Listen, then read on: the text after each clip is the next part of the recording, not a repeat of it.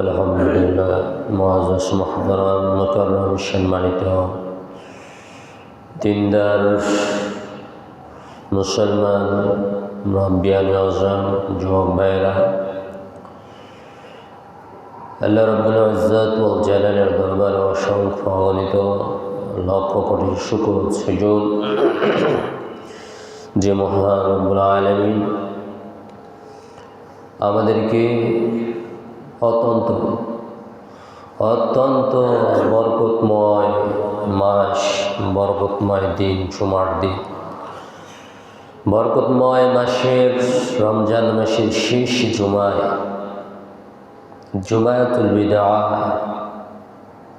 রমজান মাসের বিদায় জুমা, শেষ জুমা। এই জুমায় আল্লাহ পাক রব্বুল আলামিন আমাদের নেক হায়াত দিয়ে বরকতপূর্ণ হায়াতকে বৃদ্ধি করে রমজানের শেষ মুহূর্ত পর্যন্ত পৌঁছানোর সৌভাগ্য দিয়েছেন এবং সাথে সাথে আজকে জুমার নামাজ আদায়ের লক্ষ্যে মসজিদে আসবার তৌফিক দান করেছেন। এজন্য আমরা সবাই প্রাণ ভরে শুকরিয়া আদায় করি, আলহামদুলিল্লাহ। মুআজ্জাজ হাজিরিন, আল্লাহ তাআলার বিশেষ করুণা ছিল আমাদের প্রতি, বিশেষ রহমত ছিল, বিশেষ দয়া ছিল, বিশাল বড় করুণা ছিল, বিশাল বড় করুণা ছিল। বিধায় আমরা রমজান মাসে দীর্ঘ 1 মাস পর্যন্ত সিয়াম সাধনা করার সৌভাগ্য লাভ করেছি, রোজা রাখার তৌফিক লাভ করেছি, তারাবি নামাজ আদায় করার সৌভাগ্য অর্জন করেছি, তেলাওয়াত করার সৌভাগ্য অর্জন করেছি, অন্যান্য নেক আমল করার যথেষ্ট পরিমাণ আমরা বেশি থেকে বেশি নেক আমল করার চেষ্টা করেছি।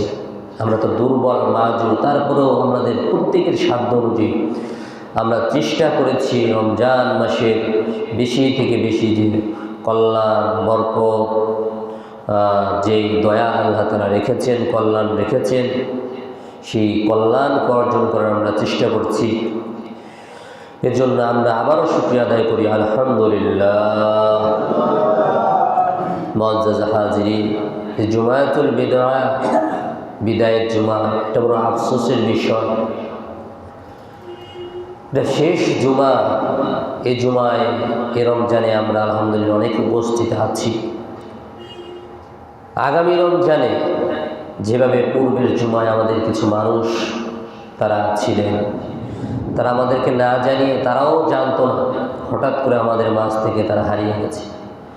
আবার আগামী জুমা এই এলাকা থেকে, সারা পৃথিবী থেকে, গোটা পৃথিবী থেকে কিছু মানুষ তারা আগামী রমজানের আগেই হারিয়ে যাবে, তাই দুনিয়া থেকে চলে যাবে। এই বছর আমরা রমজান লাভ করছি, আমরা কেউ জানি না যে আগামী বছর রমজান আমরা পাবো কিনা, কেউ জানি না।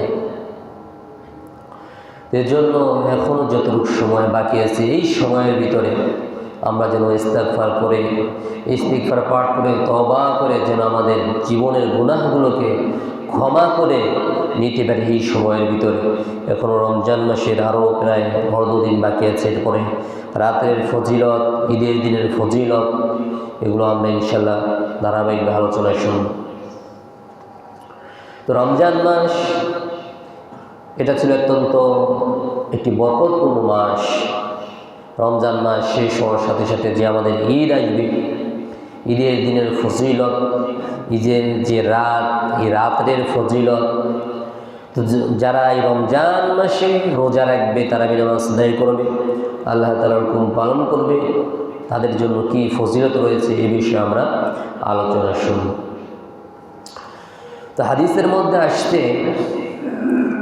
আল্লাহ নবী সাল্লাল্লাহু আলাইহি ওয়াসাল্লাম ঘোষণা করেছেন, সুমু লিরুইয়াতিহি ওয়া আফতিরু লিরুইয়াতিহি, তোমরা রোজা রাখবে চাঁদ দেখে।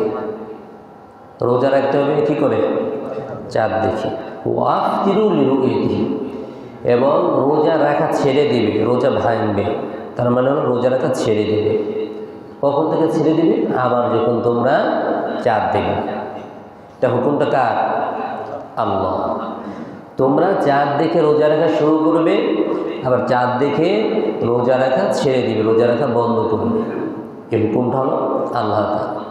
তো সেই হিসেবে আজকে 30শে রমজান আজকে সৌদি আরবে ঈদ উদযাপন হয়েছে। সৌদি আরব সহ বিভিন্ন মধ্যপ্রাচ্যের রাষ্ট্রগুলোতে তারা ঈদ উদযাপন করেছে। আজকে আগামী দিন আমাদের এখানে ঈদ উদযাপন হবে বাংলাদেশে। তো ঈদ এটা অত্যন্ত একটি বরকতপূর্ণ দিন, এটা আমাদের জন্য একটি অত্যন্ত বরকতপূর্ণ সৌভাগ্য, পবিত্র ঈদ আল্লাহ তাআলা আমাদেরকে দান করেছেন।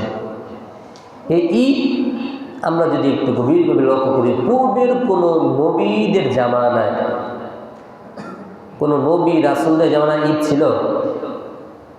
হ্যাঁ, ঈদ ছিল না। ঈদ আল্লাহ তাআলা একমাত্র আখির জামানার উম্মতদেরকে আল্লাহ দান করছে। এটা আমাদের জন্য বড় সৌভাগ্যের বিষয় না? পূর্বের কোনো নবী রাসূলকে ঈদ দান করেন না। এই আনন্দ বিভিন্ন প্রকার থাকতে পারে, বাকি যে আমাদের যে দুইটা দিন ঈদ, এই ধারাবাহিকভাবে এই ঈদ তাদেরকে দেওয়া হয়নি। এটা কেবলমাত্র এই আখির জামানার উম্মতদেরকে আল্লাহ পাক রব্বুল আলামিন এই ঈদের দিন ঈদকে দান করছেন। এজন্য আমরা শুকরিয়া আদায় করি, আলহামদুলিল্লাহ। এই ঈদ পেয়ে আমরা খুশি না বেজার? হ্যাঁ, খুশি না খুশি, আলহামদুলিল্লাহ। তো ঈদ মানে ঈদের যে উদ্দেশ্য, মূল মাকসাদটা কি? ঈদের উদ্দেশ্যটা কি? ঈদের উদ্দেশ্য আমরা কি বুঝি? আমরা মার্কেটে যাব, ধুমধাম কেনাকাটা করবো সবার জন্য, নতুন নতুন কে কত খরচ করতে পারি, প্রতিযোগিতা। কে বলেন? গ্রামের মানে বাড়ির ভিতরে তো মহিলাদের ভিতরে প্রতিযোগিতা আছেই, ও কয় টাকার শাড়ি কিনছে, ও কয় টাকার জুতা কিনছে।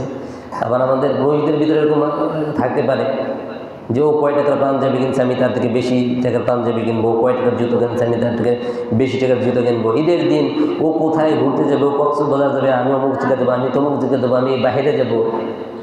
কে বলেন? আবার কত ধরনের খানার আইটেম করা যায়, 5 পদ 7 পদ 10 পদ। কি বলেন? এটি তো ঈদ আমাদের। কি বলেন? এটা ঈদ না? ঈদের উদ্দেশ্য কি এটা? ঈদের উদ্দেশ্য এটা না, এটা বুঝতে হবে। কিন্তু আমরা এটাকে ঈদ বানাই ফেলছি, শুধু ওটা তো বলতেছি আর শুনতেছি। বাকি আমাদের কিন্তু সমাজে এরকম ঈদ চলতেছে যে ঈদ মানে ঈদ। দেখেন মার্কেটগুলোতে ঢোকা যায় না, এত পরিমাণ মানুষের মানুষ। এটি আমাদের ঈদ হয়ে গেছে। বাজার ঘাটে কেনা কাটায় ব্যবসায়ীরা মানে রাত্রে ঘুম নাই, দিনে বিশ্রাম নাই। আবার আমরা যারা ক্রয় করতেছি তারাও ঠেলা ঠেলি করে ক্রয় করতে হবে। তো এটি ঈদ বানিয়ে গেছে। তো ঈদের যে মূল মাকসাদ, যে মূল উদ্দেশ্য এটা না। ঈদের মূল মাকসাদ, মূল উদ্দেশ্য যে ঈদের যে আনন্দটা, এটাও হবে ইবাদতের মাধ্যমে। কিসের মাধ্যমে? ইবাদতের মাধ্যমে। শরীয়তের গণ্ডির ভিতরে থেকেই ঈদ উদযাপন করতে হবে। এর জন্য যে আবার কাপড় চোপড় ক্রয় করা যাবে না এরকম না, আবার ভালো খাবার দাবার করা যাবে না এমন না, করা যাবে। সেটাও শরীয়তের ভিতর থেকে। এই ঈদের যে মূল মাকসাদ সেটা হলো ঈদ মানে আমরা যেমনি ঈদের নামাজ মাঠে গিয়ে পড়তেছি, এটা হলো ঈদের চূড়ান্ত শিক্ষা। যে ঈদগাহে গিয়ে বা মসজিদে এসে যখন আমরা ঈদের নামাজে দাঁড়াই, কে ধনী কে গরিব কোনো পার্থক্য আছে? হ্যাঁ, কে উচ্চ বংশের আর কে নিম্নমানের বংশের, কে টাকাওয়ালা কে টাকা ছাড়া, কে নেতা কে নেতা না, কে রাজা কে প্রজা, কোনো ভেদাভেদ আছে? ঈদের মূল মাকসাদই এটা যে তোমরা সবাই ঈদগাহে যাও, ঈদগাহে গিয়ে তোমরা ঘোষণা দাও আল্লাহু আকবার, আল্লাহু আকবার, যে আল্লাহ তাআলা বড়। সবাই একই বাক্য উচ্চারণ করো যে তোমরা সবাই মানুষ হিসাবে, আমার বান্দা হিসেবে তোমরা সবাই সমান। তবে যারা কেবলমাত্র এর ভিতর থেকে যারা আমলের মাধ্যমে, রোজা রাখার মাধ্যমে, সিয়াম সাধনা পালনের মাধ্যমে, তারাবি নামাজের মাধ্যমে, অন্যান্য নেক আমলের মাধ্যমে আমার সন্তুষ্টি অর্জন করেছ, আমাকে রাজ্যের সন্তুষ্টি করেছ, সেই তার মর্যাদায় কেবলমাত্র আমার কাছে বেশি। তাই কি তোমাকে দুনিয়ার কোনো মানুষ সম্মান দিক আর না দিক, মর্যাদা দিক আর না দিক, তোমার সম্মানী মর্যাদা, তোমার মর্যাদা সব থেকে বেশি, যেহেতু তুমি আমার হুকুম পালন করেছো। তো ঈদের মূল মাকসাদই হলো এটা, যে যখন আমি আল্লাহ তাআলার হুকুম পালন করব আর যখন আল্লাহ তাআলা আমার প্রতি রাজি সন্তুষ্ট হবে, তখনই কেবলমাত্র আমার ভিতরে যে ঈদের যে আনন্দটা, কথা কি বুঝে আসছে, তখনই কেবলমাত্র আমার ভিতরে ঈদের এই আনন্দটা আসতে পারে।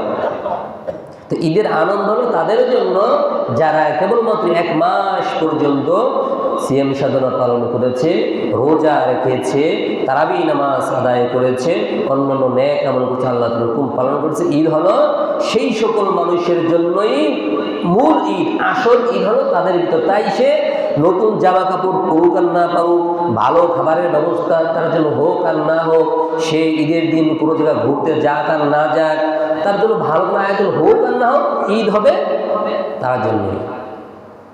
ঈদ হবে ওই সকল মানুষের জন্য। তো ঈদের মূল মাকসাদই হলো এটা, যে আমি আল্লাহ তাআলাকে রাজি সন্তুষ্টি করতে পারলাম কিনা। এই রমজান মাস আল্লাহ তাআলা কি জন্য দান করলেন, ঈদ কেন আমাদেরকে দান করলেন, এটাই হলো ঈদের মূল মাকসাদ এবং মূল উদ্দেশ্য। ঈদুল ফিতর, ঈদ অর্থ আনন্দ, ঈদ অর্থ কি আনন্দ, আর ফিতর এটা হলো একক শব্দ, বহু ফুতুর, এর অর্থ হলো ভাঙ্গা, ভেঙে দেওয়া। তার মানে ঈদের আনন্দে রোজা ভেঙে দেওয়া। ঈদুল ফিতরের অর্থ কি দাঁড়াবে, ঈদের জন্য রোজা ভেঙে দেওয়া। যেহেতু আল্লাহ তাআলা হুকুম করছেন যে 1 মাস রোজা রাখবে, এরপর তোমরা রোজা ছেড়ে দেবে, এটাই আমাদের রোজাদের শেষ, এটাই আমাদের আনন্দ, এবং আনন্দের কারণেই আমরা আগামীকাল থেকে আল্লাহ তাআলার হুকুমে আর রোজা রাখবো না। যেহেতু 1 মাস পর্যন্ত আল্লাহ তাআলার হুকুমেই রোজা রেখেছিলাম, আবার আল্লাহ তাআলার হুকুমেই আগামীকাল থেকে আমরা আর রোজা রাখবো না। এটা আল্লাহ তাআলা, এটা শুকরিয়া হিসেবে আল্লাহ তাআলা এই ঈদ আমাদেরকে দান করছেন, যে তোমরা ঈদের মাধ্যমে ঈদগাহে গিয়ে, যেহেতু তোমরা দীর্ঘ 1 মাস পর্যন্ত সিয়াম সাধনা পালন করেছো, রোজা রেখেছো, এখন তোমাদেরকে আমি পুরস্কৃত করব। দুনিয়ার ভিতরে আমরা যদি দেখি, লক্ষ্য করি, বিভিন্ন জায়গায় অনুষ্ঠান হয়, স্কুলে মাদ্রাসায় প্রোগ্রাম হয়, তো সেখানে কিছু ছাত্রছাত্রী তারা এইভাবে পুরস্কার লাভের যোগ্য হয়, তাদেরকে পুরস্কৃত করতে হয়।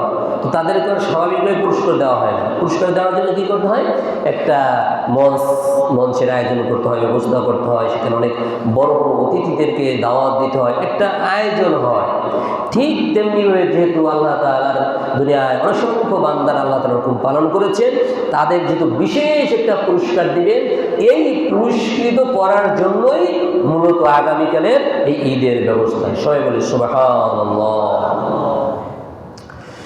আল্লাহর নবী, বিশ্ব নবী জনাবে মুহাম্মদুর রাসূলুল্লাহ সাল্লাল্লাহু আলাইহি ওয়াসাল্লাম মক্কা ছেড়ে কাফেরদের জ্বালা যন্ত্রণায় মদিনায় চলে গেলেন। কদিমান নবী সাল্লাল্লাহু আলাইহি ওয়াসাল্লাম ইলাল মদিনা, মদিনায় যাওয়ার পর তিনি দেখলেন ফালাম ইয়ালাবুন, সেখানের মানুষগুলো 2টা দিনে বিভিন্ন ধরনের উৎসব আনন্দ উদযাপন করে থাকে, বিভিন্ন ধরনের খেলার আয়োজন করে থাকে, বিভিন্ন ধরনের খেলাধুলার আয়োজন করে থাকেন, বিভিন্ন ধরনের উৎসব আনন্দের আয়োজন করতে থাকে, তারা আনন্দ উৎসব উদযাপন করে থাকে। আল্লাহর নবী, বিশ্ব নবী জনাবে মুহাম্মদুর রাসূলুল্লাহ সাল্লাল্লাহু আলাইহি সাল্লাম প্রশ্ন করলেন, মা হাদানিল ইয়াউমা, এই যে 2টা দিন রয়েছে, এই যে 2টা দিনের ভিতরে তোমরা ঈদ উদযাপন করো, ঈদ আনন্দ উদযাপন করো, খেলাধুলার আয়োজন করে থাকো, তোমরা আনন্দ উৎসবের আয়োজন করে থাকো, এই 2টা দিনের ভিতরে কি রয়েছে, কি জন্য তোমরা এই 2টা দিন আনন্দ বিনোদন করো? আনন্দ উদযাপন করে থাকো। মদিনার সাহাবায়ে কেরাম উত্তর দিলেন, কুননা নালআবু ফীহিমা ফিল জাহিলিয়া, জাহিলির যুগ থেকে নিয়ে পূর্বেকার যুগ থেকে নিয়ে এভাবে দুইটা দিন আমরা যেহেতু সারা বছর আনন্দ বিনোদন করি না, সুতরাং আমরা স্থানীয় মানুষ এখানে দুইটা দিন আমরা আনন্দের জন্য নির্ধারণ করেছি। এই দুইটা দিন আমরা আনন্দ উৎসব করব, আনন্দ বিনোদন করব। আল্লাহর নবী বিশ্ব নবী জনাব মুহাম্মদুর রাসূলুল্লাহ সাল্লাল্লাহু আলাইহি ওয়াসাল্লাম ঘোষণা করলেন, ক্বালু ক্বাদ আবদালাকুমুল্লাহ বিহিমা খায়রান মিনহুমা ইয়াওমাল ফিত্রি ওয়া ইয়াওমাল আযহা। ও আমার সাহাবীরা, এই যে দুইটা দিন তোমরা খেলাধুলা করো, ঈদ উদযাপন করো, ঈদ আনন্দ করো, তোমরা বিভিন্ন ধরনের আনন্দ অনুষ্ঠানের আয়োজন করে থাকো, এই দুইটা দিন থেকে নিয়ে এই দুইটা দিনের চেয়েও এই দুইটা দিন থেকেও উত্তম দুইটা দিন, এর থেকে অনেক অনেক হাজার গুণ শ্রেষ্ঠ দুইটা দিন আল্লাহ পাক রব্বুল আলামিন তোমাদেরকে দান করেছেন। জোরে বলে সুবহানাল্লাহ। সেই দুইটা দিন কোন দিন? আল্লাহর নবী রাহমাতুল লিল আলামিন ঘোষণা করলেন ইয়াউমাল আযহা ওয়া ইয়াউমাল ফিত্র। তার ভিতরে এক নাম্বার হলো একটা দিন হলো ঈদুল আযহার দিন, কুরবানির ঈদের দিন, আর দ্বিতীয় হলো ঈদুল ফিতর ইয়াউমাল ফিত্র, যেটা হলো ঈদুল ফিতর, এই রোজার পরে যে আমরা ঈদটা আদায় করি এটা হলো ঈদুল ফিতর। এই দুইটা দিন আল্লাহ পাক রব্বুল আলামিন তোমাদেরকে আনন্দ উৎসবের জন্য, আনন্দ বিনোদনের জন্য, আনন্দ উদযাপন করার জন্য, বিভিন্ন ধরনের সুন্দর সুন্দর আয়োজন করার জন্য আল্লাহ পাক রব্বুল আলামিন তোমাদেরকে দান করেছেন। জোরে বলে সুবহানাল্লাহ। এখন থেকে নিয়ে তোমরা আর ওই জাহেলি যুগে অতীতকালের পূর্বেকালের যে দুইটা দিন তোমরা ঈদ তোমরা যে আনন্দ বিনোদন করো, ওই দুইটা দিন আর তোমাদের এই আনন্দ অনুষ্ঠান করার কোনো প্রয়োজন হবে না। তোমরা এখন থেকে নিয়ে আল্লাহ তাআলা যেই দুইটা দিন তোমাদেরকে দান করেছেন, এই দুইটা দিন, একটা হলো ঈদুল ফিতর আর একটা হলো ঈদুল আযহা, এই দুইটা দিনে তোমরা এখন থেকে আনন্দ বিনোদন করবে, ঈদ উদযাপন করবে। তো ঈদুল ফিতর, এই যে ঈদের যে রাত, এটাকে বলা হয় লাইলাতুল জাইজা। এই রাতে অনেক ফজিলত রয়েছে।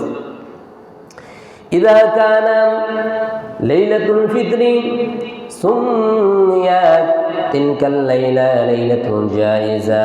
আল্লাহর নবী বিশ্ব নবী রাহমাতুল লিল আলামিন ঘোষণা করেছেন এটা হলো লাইলাতুল ফিতর, মানে রোজা ভাঙার রাত। এই রাত থেকে নিয়ে যেহেতু আমরা রোজা রাখবো না, এটাকে বলা হয় এই রাত্রের নাম রাখা হয়েছে সুমিয়াত লাইলাতুল ফিতরি। এই রাত্রের নাম রাখা হয়েছে লাইলাতুল জাইজা, কারণ এই রাত্রে আল্লাহ পাক রব্বুল আলামিন তার অসংখ্য হাজার হাজার লক্ষ লক্ষ কোটি কোটি বান্দাদেরকে পুরা রমজান মাসে যেই পরিমাণ বান্দাদেরকে আল্লাহ পাক রব্বুল আলামিন ক্ষমা করে দিয়েছেন, এই লাইলাতুল ফিতরি ঈদের রাত্রে আল্লাহ পাক রব্বুল আলামিন তার থেকে অসংখ্য অসংখ্য তার জাহান্নামী বান্দাদেরকে ক্ষমা করে মাফ করে জান্নাতুল ফেরদাউস নসিব করে দিবেন। জোরে বলে সুবহানাল্লাহ। এজন্যই এই রাতটাকে লাইলাতুল জাইজা বলা হয়েছে। লাইলাতুল জাইজা বলা হয়েছে। এই রাতের আরো কি ফজিলত আছে? আল্লাহর নবী বিশ্ব নবী রাহমাতুল লিল আলামিন ঘোষণা করেছেন, মা কামা লাইলাতুল ঈদাইন মুহতাসিবান লাম ইয়ামুত কলবুহু ইয়াওমা তামুতুল কুলুব। ঈদের যে দুইটা রাত, গোটা বছরের ভিতরে 5টি রাত আছে শ্রেষ্ঠ রাত, তার ভিতরে হলো দুইটা ঈদের রাত, ঈদুল ফিতরের রাত আর ঈদুল আযহার রাত। আর দুইটা হলো, একটা হলো শবে কদর, একটা হলো শবে বরাত, আর একটা হলো জুমার রাত। এই 5টি রাত হলো শ্রেষ্ঠ রাত। এই রাত্রে এই দুইটা রাত্রে, ঈদ উল ফিতরের রাত্রে এবং ঈদ উল আজহার রাত্রে, ঈদ উল ফিতরের রাত্রে যারা মাকামা লাইলাতুল ঈদাইনি যারা ইবাদত বন্দেগি করবে, আল্লাহ পাক রব্বুল আলামিনের কাছে ইস্তিগফার করবে, তওবা করবে, তাদের কি পুরস্কৃত করা হবে? ওই সকল বান্দাদের তামুতুল কুলুব, লাম তামুতুল কুলুব, ওই সকল বান্দাদের কলব মারা যাবে না, মৃত্যুবরণ করবে না। ওই সকল মানুষের কলব জীবিত থাকবে, সজীব থাকবে। কোন দিন? ইয়াউমা তামুতুল কুলুব, ওই দিন যেই দিন কিয়ামতের ময়দানে সকল মানুষের অন্তরগুলো মরে যাবে, সকল অন্তরগুলো তারা স্থির হয়ে যাবে, নীরব হয়ে যাবে। সেই দিন ওই সকল বান্দাদের কলবগুলো জীবিত থাকবে, সজীব থাকবে। জোরে বলে সুবহানাল্লাহ। এই ঈদের রাত্রে ইবাদত বন্দেগি করার ফজিলত, যে ঈদ রোজা তো শেষ, এখন ইবাদত তো শেষ না, ঈদের রাত্রে ইবাদত করলেও বহুত ফজিলত রয়েছে। এরপরে ঈদের দিনের ফজিলত, এই ঈদ আনন্দ উৎসব, এটা অন্যান্য ধর্মেও কম বেশি, সব ধর্মের ভিতরে কম বেশি আনন্দ বিনোদন রয়েছে। আল্লাহর নবী বিশ্বনবী রাহমাতুল লিল আলামিন ঘোষণা করেন, ইন্না লিকুল্লি ঈদান ওয়া হাদা ঈদুনা। প্রত্যেক ধর্মের ভিতরে কম বেশি ঈদ উদযাপন আছে, আনন্দ বিনোদন আছে। আর আমাদের ঈদ হলো ঈদুল ফিতর এবং ঈদুল আজহা, এই দুইটা দিন হবে আমাদের ঈদের দিন। আল্লাহর নবী বিশ্বনবী রাহমাতুল লিল আলামিন সাহাবায়ে কেরামকে বলেন যে প্রত্যেক ধর্মের ভিতরে ঈদ আছে, প্রত্যেক জাতি প্রত্যেক ধর্মে তারা ঈদ উদযাপন করে থাকে। সুতরাং আমাদের ঈদ হলো ঈদুল ফিতর এবং ঈদুল আজহা।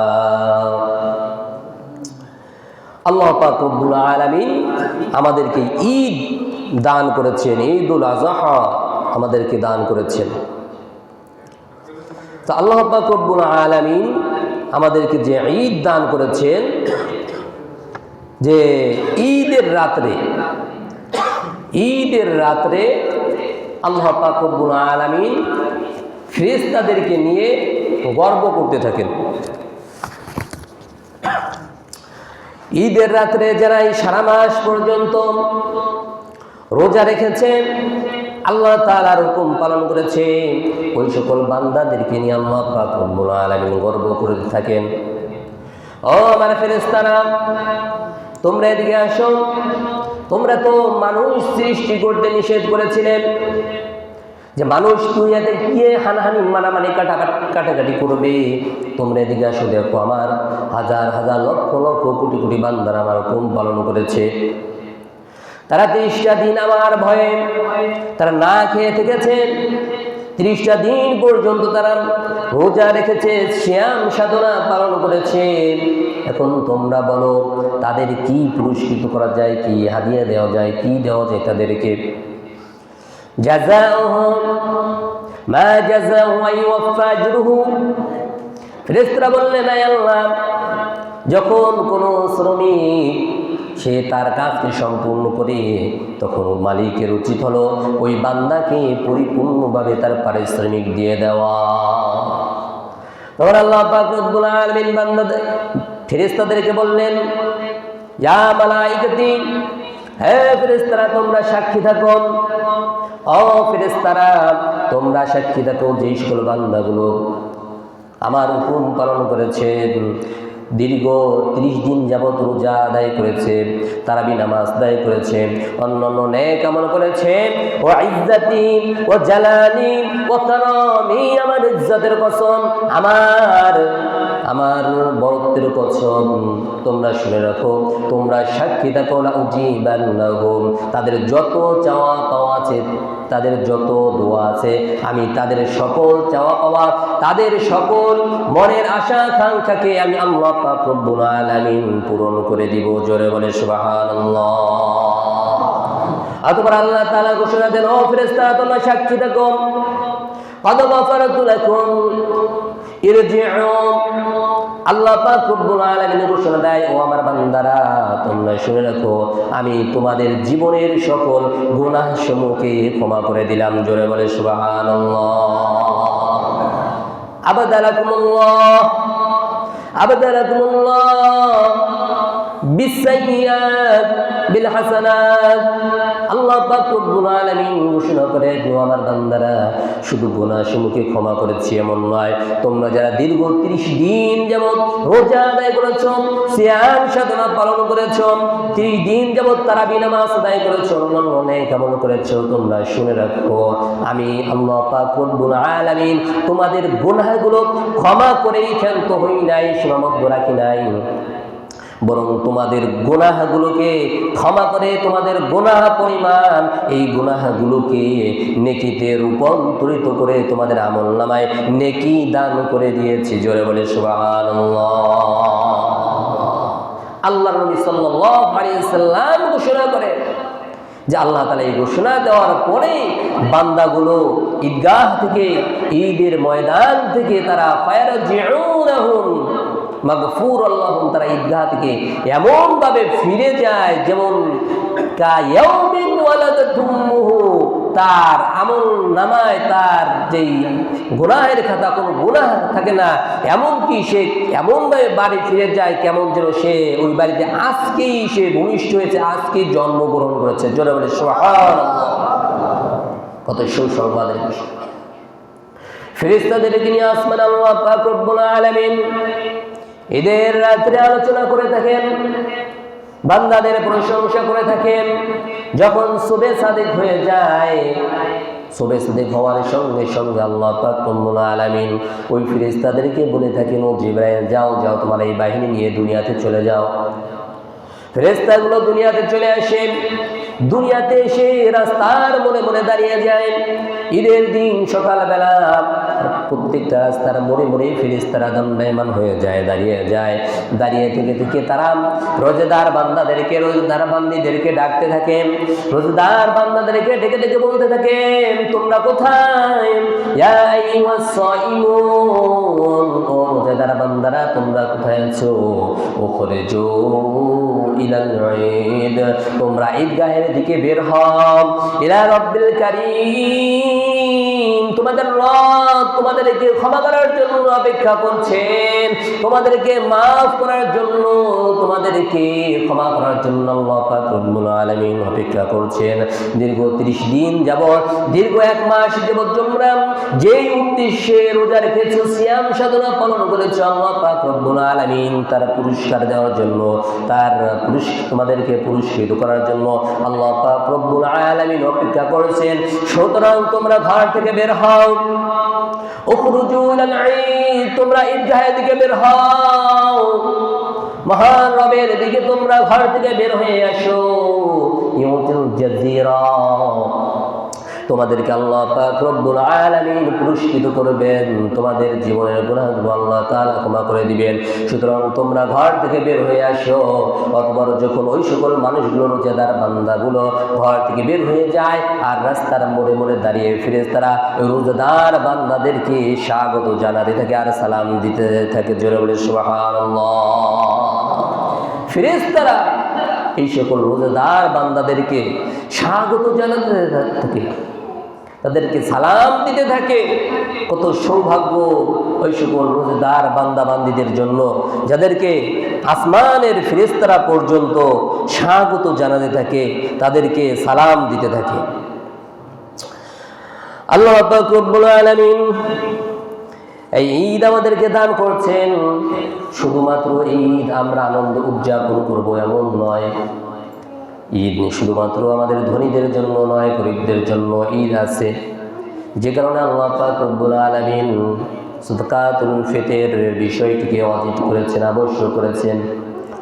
আল্লাহর নবী বিশ্ব নবী জনাব মুহাম্মদ রাসূলুল্লাহ সাল্লাল্লাহু আলাইহি ওয়াসাল্লাম একদিন ঈদের দিন সকালবেলা ঈদগাহের দিকে হেঁটে হেঁটে যাচ্ছেন। পথিমধ্যে রাস্তার পাশে তিনি দেখতে পেলেন একজন অসহায় একজন অসহায় এতিম বালক রাস্তার পাশে দাঁড়িয়ে অঝরে কাঁদছেন, ঠুকরে ঠুকরে বাচ্চা শিশু রাস্তার পাশে দাঁড়িয়ে কাঁদছেন। আমরা অনেক সময় দেখতে পাই, অনেক সময় রাস্তার আশেপাশে বিভিন্ন সময় হারিয়ে যাওয়া সন্তানগুলো তার মা বাবাকে হারিয়ে অথবা রাস্তায় কোনো ভাইয়ের সাথে বের হয়েছে, সে হারিয়ে রাস্তার পাশে টুকরে টুকরে কাঁদছে, অনেক সময় দেখতে পাই। ঠিক তেমনি ভাবে ঈদের দিন সকালবেলা ঈদগাহের এক পাশে রাস্তার সাইডে দাঁড়িয়ে একজন এতিম বাচ্চা, এতিম শিশু, তিনি টুকরে টুকরে কাঁদতেছিলেন। আল্লাহর নবী, বিশ্ব নবী যারা মুহাম্মদুর রাসূলুল্লাহ সাল্লাল্লাহু আলাইহি সাল্লাম এই অতিম অসহায় বাচ্চাকে প্রশ্ন করলেন, হে বাচ্চা, তুমি কেন কাঁদতেছ? তোমার কাঁদার কারণ কি? এতিম বাচ্চা নবীকে চেনে না, বিশ্ব নবীকে এই এতিম বাচ্চা চেনে না। এতিম বালকটি, এতিম শিশুটি বলল, আপনার কাছে বলে কি লাভ, আমি দাঁড়িয়ে আছি, আমার আম্মু বলেছে বিশ্ব নবী এই রাস্তা দিয়ে যখন আগমন করবে তখন আমি যে এতিম এই বিষয়টি যেন তার কাছে আমি তুলে ধরি। আল্লাহর নবী বাচ্চাটিকে কোলে তুলে নিলেন।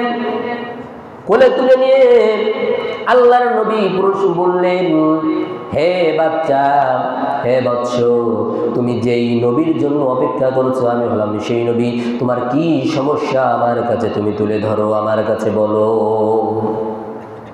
এতিম অসহায় বাচ্চাটি বলল, ইয়া রাসূলুল্লাহ, ইয়া হাবিবাল্লাহ, আমার জন্মের কয়েকদিন পরেই আমার বাবা এই দুনিয়া থেকে চলে গেছেন, চিরবিদায় নিয়ে চলে গেছেন। আমার মা, আমার বাবার ইন্তেকালের পরে আমার মা অন্য জায়গায় অন্য পুরুষের সাথে বিবাহ আবদ্ধ হন, বিবাহ বসেন। এখন দ্বিতীয় যে পুরুষের সাথে আমার মায়ের বিবাহ হয়েছে, ওই পুরুষটি আমাকে দেখতে পারে না। আমার মা যদি আমাকে আদর করে, আমাকে খাবার দেয়, ওই পুরুষটি সহ্য করতে পারে না। আমার মা আমাকে আদর করতে পারে না, পোশাক পরিচ্ছেদ কিছুই দিতে পারে না। আমার মা বলেছেন যে মদিনায় বিশ্বনবী অবস্থান করেছেন, আজকে সকালবেলা তিনি ঈদের নামাজ আদায়ের জন্য যাবেন। তিনি যখন ঈদের নামাজে যাবেন, তাকে তুমি যখন দেখবা, তাকে তোমার বিষয়টি খুলে বলবা, তুমি এতিম অসহায়, তোমার এই দুনিয়াতে কেউ নাই, সে যেন তোমার জন্য একটু খাবারের পোশাকের ব্যবস্থা করে দেয়।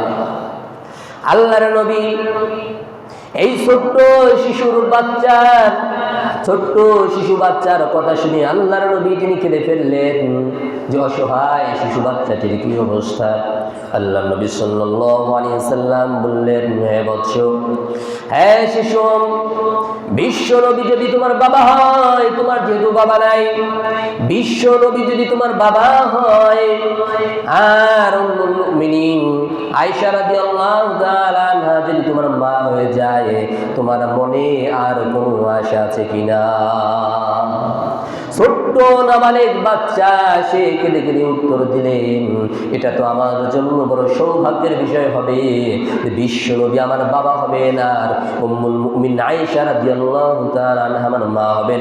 এর থেকে বড় সৌভাগ্য আর বড় কিছু পাওয়ার তো হতে পারে না। জোরে বলে সুবহানাল্লাহ। আল্লাহর নবী নামাজ শেষে এই নবজাতক শিশু বাচ্চাটিকে বাসায় নিয়ে গেলেন। বাসায় নিয়ে আয়েশাকে ডাক দিলেন, ও আয়েশা, এদিকে এসো, আল্লাহ পাক রব্বুল আলামিন আজকে ঈদের দিনে তোমাকে একটি হাদিয়া, একটি পুরস্কার পাঠিয়েছেন। এই হাদিয়ার সেবা যত্ন করো, খেদমত করো, এটাকে গনিমত মনে করো। জোরে বলে সুবহানাল্লাহ। আল্লাহ পাক রব্বুল আলামিন আদেশ করেছে এতিম অসহায় হত দরিদ্র মানুষের পাশে দাঁড়ানো, পাশে দাঁড়াতে আল্লাহ তাআলা আদেশ করেছেন। ঈদ শুধুমাত্র যাদের টাকা পয়সা আছে, যাদের বড় লোক, যারা বড় লোক শুধু তাদের জন্য নয়, ঈদ সবার জন্য। আমি ঈদের দিন 5টা 7টা 10টা 5,000 10,000 20,000 50,000 1 লাখ 2 লক্ষ টাকার বাজার করলাম, কেনাকাটা করলাম, আমার পাশে আমার আত্মীয়, আমার ভাই, আমার বোনের যারা আছে আত্মীয় স্বজন, কমপক্ষে তারাও যেন ঈদের দিন 2-1টা ভালো পোশাক ক্রয় করতে পারে। ঈদের দিন আমি 10 পদের খাবারের ব্যবস্থা করলাম, তারা যেন কমপক্ষে 2টা 1টা আইটেমের তারা সিমাই, এই লুডুস, পোলাও, একটু গোষ্ঠী যেন ব্যবস্থা করতে পারে। এই দায়িত্ব আমাদের। ঈদ শুধুমাত্র বড় লোকের জন্য নয়, ঈদ সবার জন্য। এটাই ঈদের শিক্ষা, ভ্রাতৃত্ববোধ সমাজের ভিতরে। ঈদ মানে আনন্দ। এই ঈদ যদি শুধুমাত্র বড় লোক আদায় করে আর গরিবদের যদি ঈদ আর আনন্দ উদযাপন না করতে পারে, তাহলে এই ঈদের যে মূল উদ্দেশ্য এটা হবে না, এটা থাকবে না, তাহলে ঈদ হবে না। ঈদের উদ্দেশ্যই এটা, ঈদগাহে গিয়ে সবাই কাঁধে কাঁধ মিলে নামাজ পড়ার উদ্দেশ্য সবাই সমানভাবে ঈদ উদযাপন করবে, ঈদ আনন্দ পালন করবে। এর জন্য আমাদের উচিত, আমাদের দায়িত্ব, আমাদের কর্তব্য যে সবাই সমানভাবে যেন ঈদ উদযাপন করতে পারে। গরিব, অসহায়, বিধবা, অনেক মানুষ আছে যারা লজ্জায়, লোকচক্ষুর ভয়ে মানুষের কাছে গিয়ে চায় না, তাদের খুঁজে খুঁজে বের করা সমাজের ভিতরে। যেই সকল লোকগুলো কারা আছে তাদের কাছে গিয়ে গিয়ে তাদেরকে কিছু হাদিয়া, ঈদ উপলক্ষে কিছু টাকা পয়সা, কিছু পোশাক তাদের ব্যবস্থা করে দেওয়া, এটা আমাদের উচিত, আমাদের দায়িত্ব, আমাদের কর্তব্য। তো ঈদ, এটা হলো ঈদের বিষয়ে কিছু কথা। ঈদের দিনের কিছু সুন্নত, ঈদের দিনের কিছু সুন্নত আছে। সেটা হলো আগামীকাল সকালবেলা ঘুম থেকে সকাল সকাল উঠতে হবে, ঈদের নামাজ জামাতের সাথে আদায় করতে হবে, এরপরে গোসল করতে হবে, গোসলের পূর্বে মেসওয়াক করতে হবে। এগুলো হলো ঈদের দিনের সুন্নত। গোসলের পরে উত্তম পোশাক পরিধান করতে হবে। নতুন পোশাকের কথা বলা হয় নাই, যা যেটা আছে এটা পরিষ্কার পরিচ্ছন্ন যে উত্তম পোশাক, সেটাই পরলেই যথেষ্ট। উত্তম পোশাক পরিধানের কথা বলা হয়েছে, পরিষ্কার পরিচ্ছন্ন হতে হবে। সুগন্ধি ব্যবহার করতে হবে, সুরমা থাকলে সুরমা ব্যবহার করতে হবে। এরপরে ঈদগাহে যাওয়ার জন্য বের হতে হবে। বের হওয়ার পূর্বে সদকাতুল ফিতর আদায় করতে হবে। এখনো কি সদকাতুল ফিতর আমরা আদায় করতে মনে হয় কারো বাকি নাই, সবাই আদায় করছেন। তারপর যদি কেউ থাকেন আজকে দিনের ভিতরে, কালকে ঈদগাহে যাওয়ার পূর্বেই আল্লাহ নবী সাল্লাল্লাহু আলাইহি সাল্লাম ঘোষণা করেছেন, ও আমারা, যে তোমরা সাদকাতুল মুআদ্দা ক্বাবলা খুরুজি ইলা, যে তোমরা ঈদগাহে বের হওয়ার পূর্বেই তোমরা সাদকাতুল ফিতর আদায় করে দিবে। ঈদগাহে বের হওয়ার পূর্বে, ঈদগাহে যাওয়ার আগে সাদকাতুল ফিতর দেওয়ার নিয়মের জন্য আমরা সাদকাতুল ফিতরটা ঈদগাহে যাওয়ার পূর্বেই আদায় করে দিই। আর এখন যারা জাকাত দেই নেই, তারা অবশ্যই আজকে দিনের ভিতরে আমরা হিসাব করে জাকাত দিয়ে দিই। ঈদগাহে যাওয়ার সময় এক রাস্তা দিয়ে যাওয়া, অন্য রাস্তা দিয়ে আসা, এর নিয়ম হলো ডান পাশ দিয়ে যাব, আবার যাওয়ার সময় ডান পাশ দিয়ে আসবো, তাহলে দুই রাস্তা হয়ে যাবে। যাওয়ার সময় একটা তাকবীর বলতে হবে, আল্লাহু আকবার, আল্লাহু আকবার। সবাই বলেন আল্লাহু আকবার, আল্লাহু আকবার, লা ইলাহা ইল্লাল্লাহ, আল্লাহু আকবার, আল্লাহু আকবার, ওয়ালিল্লাহিল হামদ। এই তাকবীরটা আমরা বলতে বলতে যাব এবং বলতে বলতে আসবো। এই তাকবীরটা মূলত বলতে হয় আজকে সন্ধ্যার পরে, যখন চাঁদ উঠবে। চাঁদ দেখাটা সুন্নত, এটা তো বর্তমান হারিয়ে গেছে। সারা পৃথিবী থেকে চাঁদ দেখার সুন্নতটা কি হয়ে গেছে? হারিয়ে গেছে। এখন আর কেউ চাঁদ দেখেন। এখন ওই চাঁদ দেখা কমিটি কখন ঘোষণা দেবে, ইসলামিক ফাউন্ডেশন থেকে মোবাইল ঘোষণা আসবে, সে অপেক্ষা থাকে। এটা সুন্নত না। সুন্নত হলো চাঁদ দেখার চেষ্টা করা। আপনি চাঁদ দেখতে পান আর না পান, চেষ্টা করলে একটা সুন্নত আদায় হয়ে যাবে। এই জন্য চেষ্টা করা চাঁদ দেখার। তো চাঁদ দেখার পর থেকে নিয়ে এই তাকবীরটা পড়তে হয়, আল্লাহু আকবার, আল্লাহু আকবার, লা ইলাহা ইল্লাল্লাহ, আল্লাহু আকবার, আল্লাহু আকবার, ওয়ালিল্লাহিল হামদ। ঈদগাহে যাওয়ার পূর্বেই কিছু মিষ্টি কোনো দ্রব্য, সিমাই বা অন্য কিছু খেয়ে তারপরে ঈদগাহে বের হওয়া। ঈদগাহে পায়ে হেঁটে যাওয়া। ঈদগাহে কিসে যাওয়া? পায়ে হেঁটে যাওয়া নাকি গাড়িতে যাওয়া? ঈদগাহে যতদূর সম্ভব পায়ে হেঁটে যাওয়ার চেষ্টা করা। তো এগুলো হলো ঈদের দিনের মোটামুটি সুন্নত। আর ঈদ উদযাপন করতে হবে শরীয়তের গণ্ডির ভিতর থেকে। আমরা আমাদের দ্বারা, আমাদের সন্তানদের দ্বারা যেন কোনো প্রকার অশ্লীলতা, বেহায়াপনা, গুনাহের কাজ যেন না হয়, সে বিষয়ে আমরা সচেষ্ট থাকবো। আল্লাহ পাক রব্বুল আলামিন আমাদেরকে তৌফিক দান করেন। আমিন। ওয়া আখিরু দাওয়ানা আলহামদুলিল্লাহি রাব্বিল আলামিন।